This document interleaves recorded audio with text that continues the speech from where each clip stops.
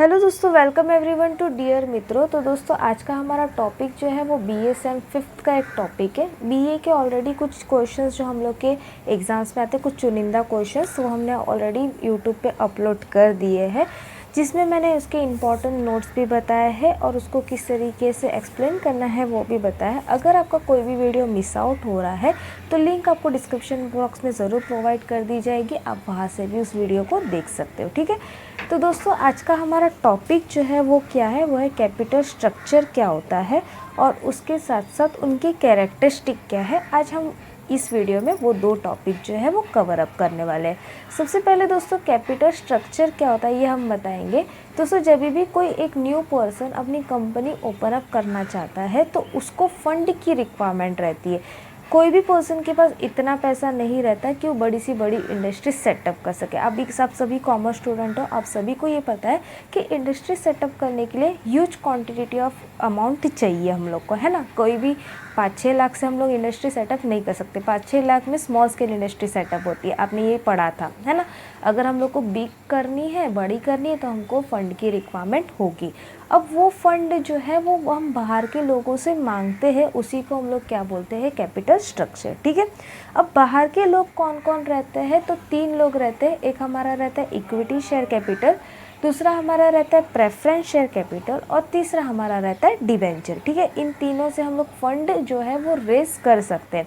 अब equity share capital के बारे में आपने ऑलरेडी पढ़ा है। इक्विटी शेयर कैपिटल कौन रहता है, तो कंपनी का ओनर जो कंपनी के शेयर्स को खरीदता है उसको हम इक्विटी शेयर होल्डर्स या इक्विटी शेयर कैपिटल बोलते हैं। वो कंपनी के प्रॉफिट में भागीदारी बनता है। ठीक है, दूसरा हमारा कौन रहता है दोस्तों, preference share. Preference share holder जो रहता है वो भी हम लोग की कंपनी को फंड प्रोवाइड करता है, लेकिन ये ओनर नहीं रहता, वो शॉर्ट टर्म के लिए ही रहता है। जितने टाइम तक हम लोग को उनको पकड़ के रखना चाहिए उतने टाइम तक हम रख सकते हैं। लेकिन जब भी कंपनी को प्रॉफिट होगा तो कंपनी बाइंड होगी उनको डिविडेंड देने के लिए। प्रेफरेंस शेयर को हम क्या पे करते हैं, डिविडेंड पे करते हैं, और कब, जब कंपनी को प्रॉफिट होता है। ठीक है, थर्ड हमारे कैपिटल स्ट्रक्चर में जैसे मैंने नाम बताया वो क्या रहता है, डिबेंचर। डिबेंचर होल्डर जो है वो भी फंड प्रोवाइड करता है, लेकिन डिबेंचर होल्डर की एक खासियत ऐसी है कि डिबेंचर होल्डर को कंपनी को प्रॉफिट हो या लॉस हो उससे कुछ फ़र्क नहीं पड़ता, कंपनी को उनके पैसे पे करने ही पड़ते हैं। और वो कैसे, वो पैसे क्या रहते हैं, उनके इंटरेस्ट। ठीक है, तो दोस्तों आप सभी को मैंने यहाँ पे बताया कि कैपिटल स्ट्रक्चर में क्या क्या चीज़ें आती है। तो 3 चीज़ें आती है, एक इक्विटी शेयर कैपिटल, दूसरा हमारा हो गया प्रेफरेंस शेयर कैपिटल और तीसरा हमारा हो गया डिबेंचर। ओके, अब जैसे हम लोग का इनका रेशियो रहता है, हमेशा ये बोला जाता है कि इक्विटी शेयर जो है वो हमेशा ज़्यादा होना चाहिए प्रेफरेंस और डिबेंचर को अगर हम कंपेयर करें। ठीक है, तो फॉर एग्जांपल अगर इक्विटी शेयर 50% है तो डिबेंचर 20 और प्रेफरेंस हमारा 30 हो सकता है, लेकिन उससे ज़्यादा नहीं होना चाहिए, यानी इक्विटी से ज़्यादा नहीं होना चाहिए। उनके रेशियो जो है वो इक्वल नहीं होने चाहिए, उनके रेशियो जो है वो 2:1 आप ऐसे बोल सकते हो। ठीक है, तो उसी को हम लोग क्या बोलते हैं, कैपिटल गियरिंग रेशियो। ठीक है, अब दोस्तों नेक्स्ट पॉइंट हम लोग का दिया हुआ है characteristic of an ideal capital structure, जिसमें सबसे पहला पॉइंट हम लोग का दिया हुआ है सिंप्लिसिटी। कैपिटल स्ट्रक्चर जो है वो सिंपल होना चाहिए। सिंपल इन द सेंस कि इतना इजी कि कोई भी उसको मैनेज कर सके। कोई भी बाहर का पर्सन अगर नया ज्वाइन हो रहा है तो उसको मैनेज कर सके। और उसी के साथ साथ कैपिटल स्ट्रक्चर में बहुत ज़्यादा सिक्योरिटी मत लो, मतलब कम सिक्योरिटी रखो, लेकिन इतना रखो कि तुम्हारी कंपनी को फंडिंग मिल जाए। अब ये सिक्योरिटीज़ कम क्यों, क्योंकि आगे जाके कभी भी सिक्योरिटीज़ अगर ख़रीदना चाहो, यानी कभी भी अगर फ़ंड की ज़रूरत हो तो तुरंत उनको ले सके, तब उस टाइम पे डिफ़िकल्ट नहीं होनी चाहिए। ठीक है, इसकी वजह से बोला गया कि कैपिटल स्ट्रक्चर जितना हो सके उतना सिंपल और ईजी रखना। सेकेंड हम लोग का दिया हुआ है बैलेंस। कैपिटल स्ट्रक्चर जो है वो बैलेंस होना चाहिए।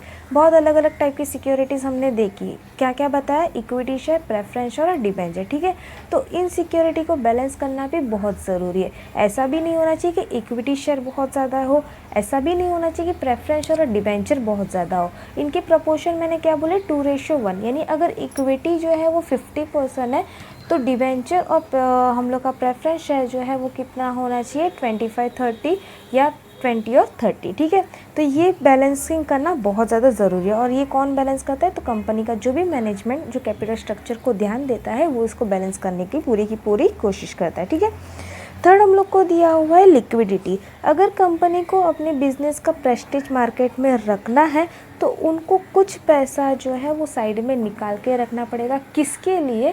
कि कोई भी पर्सन अगर डेब्ट का पैसा मांगे तो उनको उस टाइम पे उनके पास देने के लिए कैश हो। ठीक है, कभी भी ऐसी सिचुएशन आती है कि लायबिलिटीज़ तुरंत पे करनी पड़ती है, तो उस टाइम पे कंपनी के पास उतना बैलेंस होना चाहिए कि वो जो पैसे हैं वो तुरंत उनको दे सके। ठीक है, फोर्थ हम लोग को दिया हुआ है फ्लेक्सिबिलिटी। कंपनी के जो भी हम लोग सिक्योरिटीज़ लेते हैं, चाहे वो इक्विटी शेयर हो, प्रेफरेंस शेयर हो, डिबेंचर हो, व्हाटएवर, लेकिन वो स्ट्रक्चर जो है वो क्या होना चाहिए? फ्लेक्सिबल होना चाहिए। फ्लेक्सिबल का मतलब हो कि जब भी डिप्रेशन पीरियड आता है तो उस टाइम पे सारी सिक्योरिटीज़ जो है तुरंत बेची जा सके। ऐसा उन लोग नहीं अड़ेबाजी करनी चाहिए कि हमारा टाइम इतना है तो हम तब तक रखेंगे।